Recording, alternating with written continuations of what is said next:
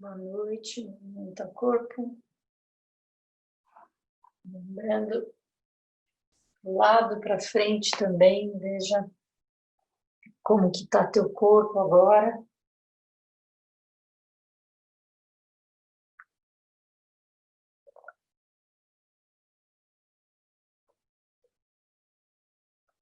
E vamos seguir na leitura. O livro do Bernie Glassman, Tetsugen Glassman, sobre o Tenzo.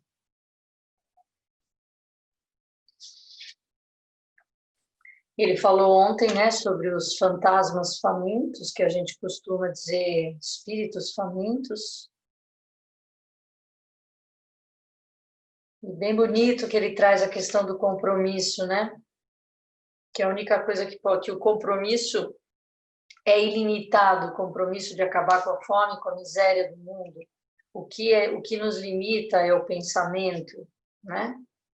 É a nossa forma de pensar, nossa imaginação. Cozinhando cozinheiros. À medida que o centro Zen crescia, eu me dedicava à prática do Zen com mais e mais intensidade. Eu me envolvi com centenas de kwans diferentes, ministrados por meu professor ou por professores dele, os quais às vezes vinham do Japão para coordenar retiros de meditação. À medida que a minha própria prática progredia, fui recebendo mais e mais responsabilidades. Por fim, larguei meu emprego e me tornei monge em tempo integral. Em 1976, me tornei o primeiro herdeiro espiritual do meu professor. Tudo foi feito da forma tradicional, inclusive fui para o Japão, onde trabalhei por uma noite como abade dos 2 principais mosteiros da escola Soto. Isso significou que eu estava oficialmente registrado como professor de Zen no Japão.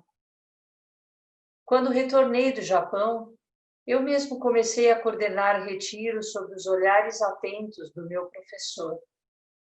Mas também ajudei a iniciar uma série de outros programas.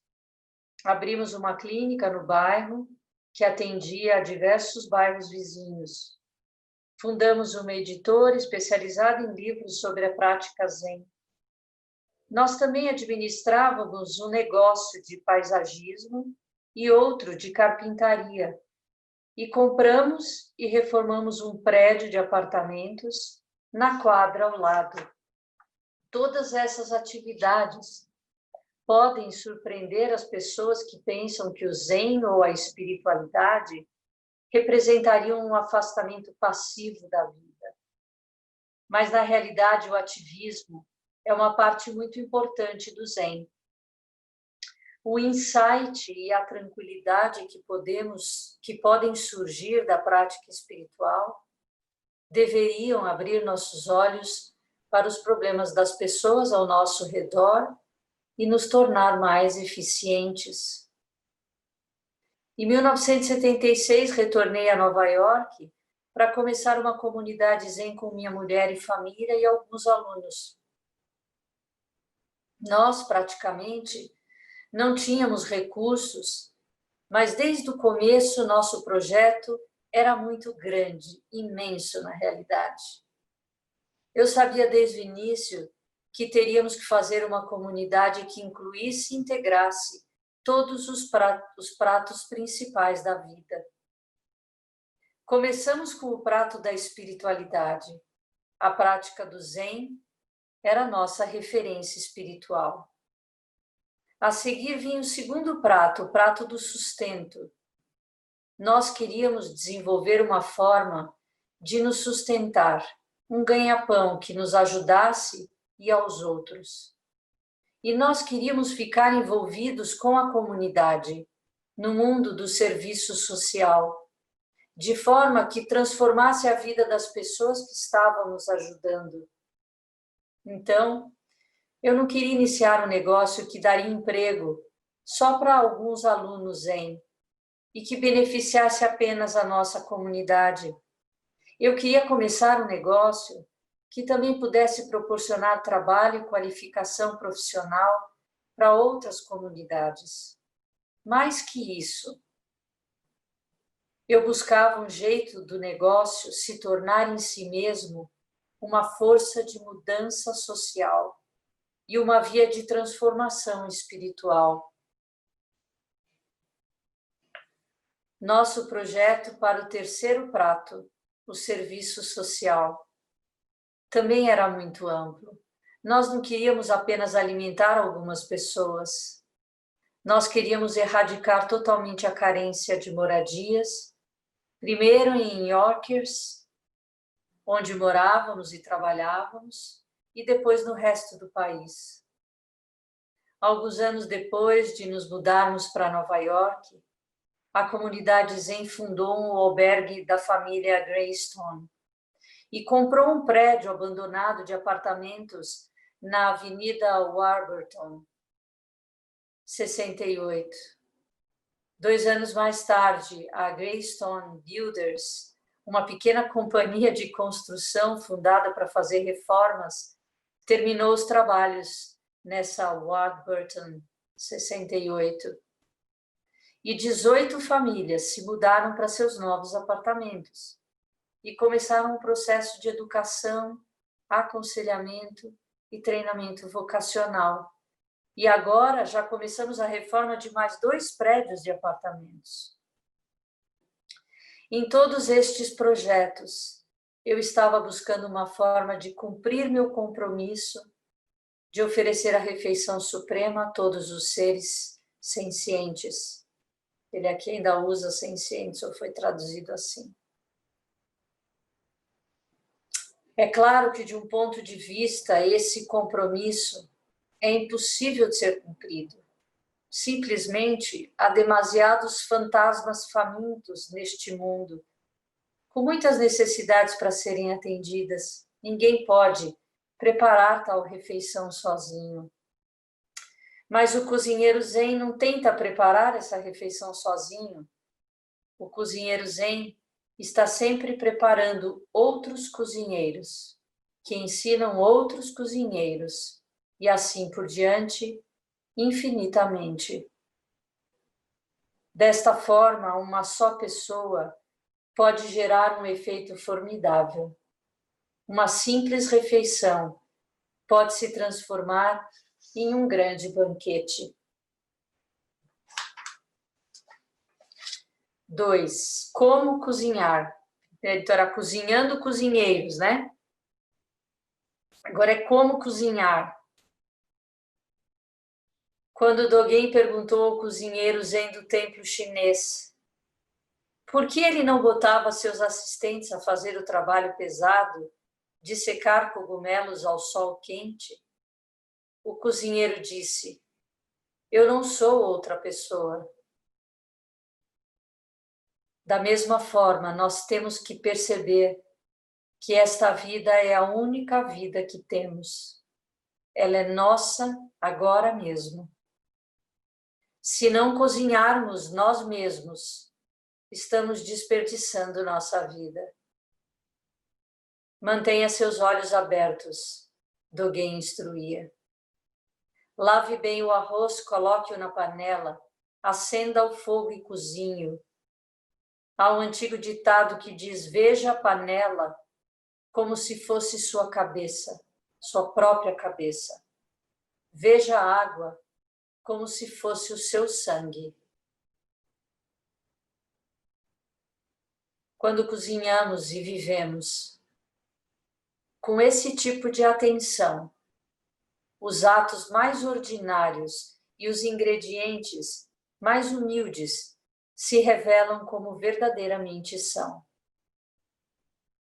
Lide com uma simples folha de tal forma que ela manifeste o corpo Buda, diz Dogen. Isto, por sua vez, permite a Buda manifestar-se através da folha.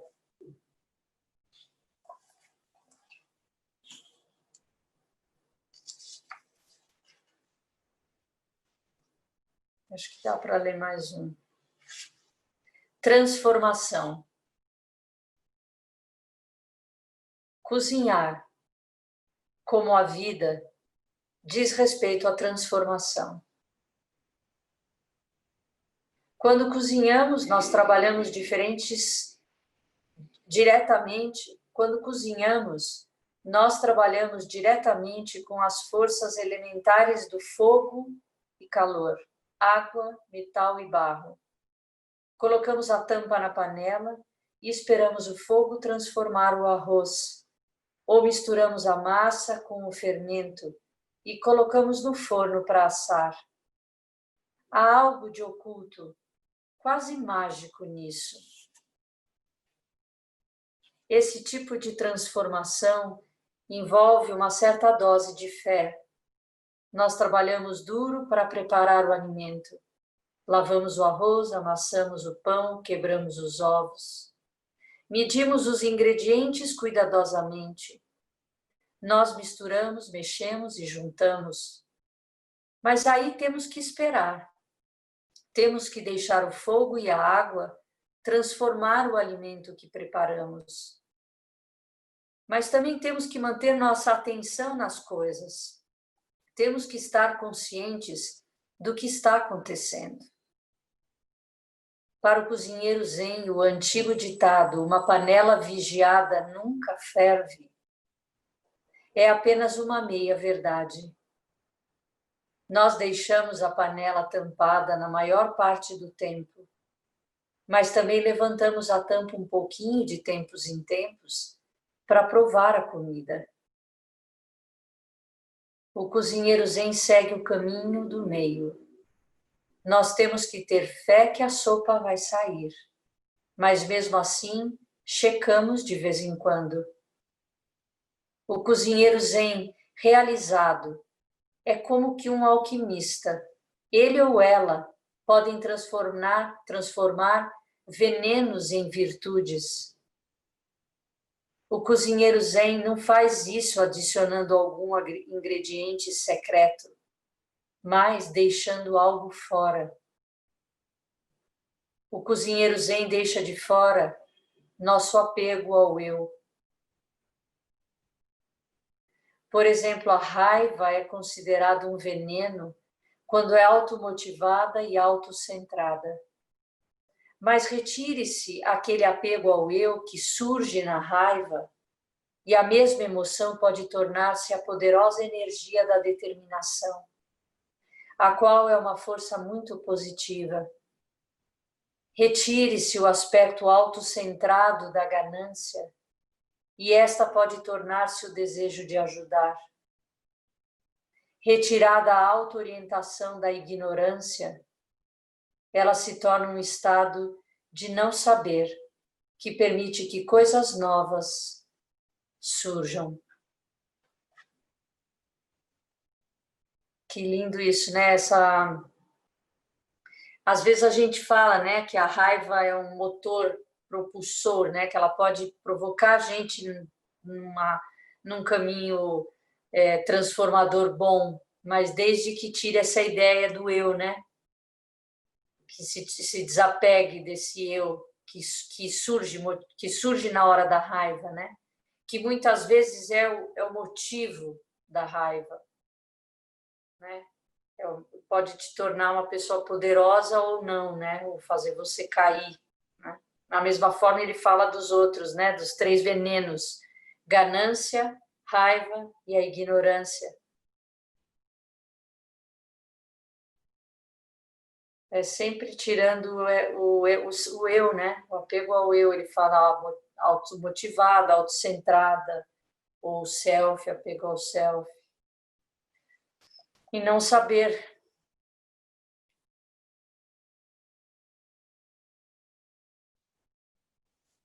Muito bom. Alguém quer falar alguma coisa?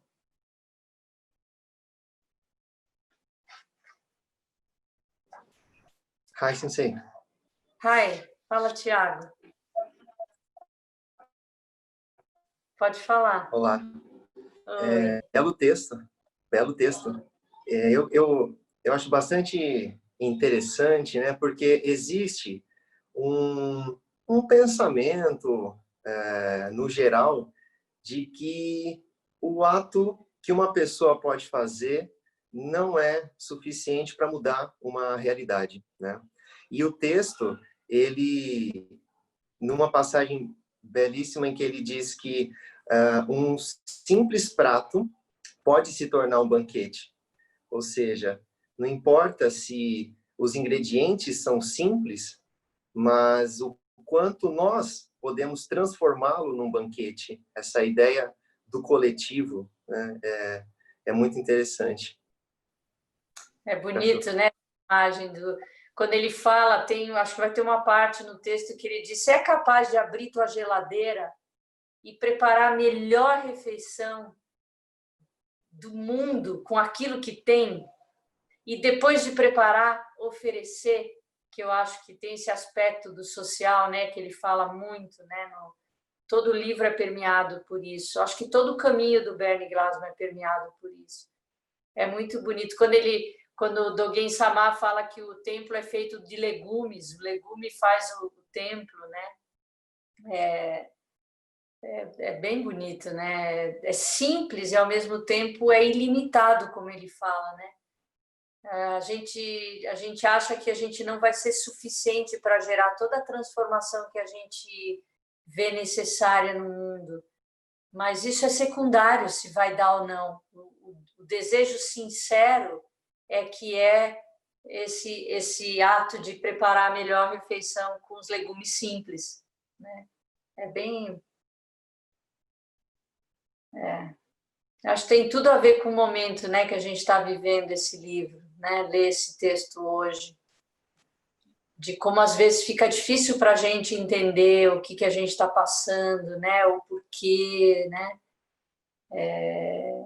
E eu acho que esse livro parece que dá uma chacoalhada na gente, em mudar as queixas, né? Deixar de se queixar e agir, né? Confiar.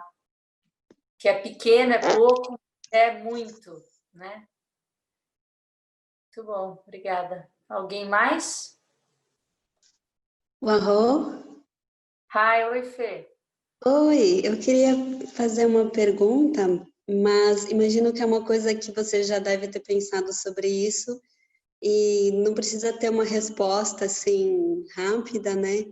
Acho que eu fiquei com vontade de fazer também porque tem um encontro de amanhã e acho que pode ter a ver, assim. Ele estava contando várias ações sociais que o grupo dele fez, né? E de moradia, de alimentação, coisas muito bacanas. E às vezes eu fico refletindo, assim, e eu digo isso não no sentido de, tipo, eu estou tentando exercer o pensamento, não de julgar uma coisa como melhor que a outra, né? Mas às vezes eu penso da diferença entre ações de caridade e organização política, assim, que possa influir nas decisões que afetam milhões de vidas pelo planeta, né? Às vezes eu sinto que as instituições religiosas, em geral, elas focam mais na caridade, né? Que é muito bacana também, mas não tem um foco assim naquilo que talvez seria mais estrutural, né? Que faria mais diferença em termos de ação social, né? E aí eu me pergunto por quê, enfim, e aí deixo aberto essa pergunta, mas não sei se deu para entender o que eu quis dizer, deu? Não, deu para entender. É que você está trazendo, na realidade, a questão da caridade é uma ação forte em outras religiões, né? O budismo, e se você olhar tradicionalmente a ordem, a gente não tem muito engajamento social no Zen, né? Ele é um caminho de autoconhecimento, a transformação vem a partir desse contato com você, entendendo que você não está separado do outro. Então, você naturalmente começa a olhar para o outro, porque você começou olhando para você, né? Mas Mas é o que você falou, não dá para comparar, porque são formas diferentes, né? Mas se você olhar nas próprias religiões em que a caridade é a prática principal, eles falam, ensine a pescar, não dá o peixe, né? Que eu acho que é um pouco o que o Bernie Glassman fala aqui, né? Você viu a quantidade de ações que eles fizeram, a padaria, né? Que eles construíram, eles compravam nozes, castanhas de comunidades indígenas, que a castanha era feinha, vinha toda quebrada, que ninguém compraria, mas como ele ia triturar para fazer os cookies, ele escolhia, era meio de vida correto. Ele escolhia de quem ele ia comprar insumos para dar condição de vida para essas comunidades. É esse o olhar que é diferente. Ainda assim vende produto, tem custo, né? É um negócio, como ele fala, tem a questão do sustento. Mas como é que você faz isso uma grande rede de sustento, não só para o teu negócio, fomentando outras, né, comunidades, né? Tem tudo a ver mesmo com o que a gente vai conversar amanhã, com o que a gente já vem conversando como Sangha, né? E eu acho que enfim, é uma forma de organização, eu acho que é um jeito, cada tradição, você vê, ele rompeu um pouco com o caminho que seria o natural do Zen. Ele realmente criou uma outra ordem, né? Ele criou o Zen Peacemaker, que é uma hora, ele parou de usar manto, ele deixou o cabelo crescer, ele fazia clown, ele fazia o palhaço, né?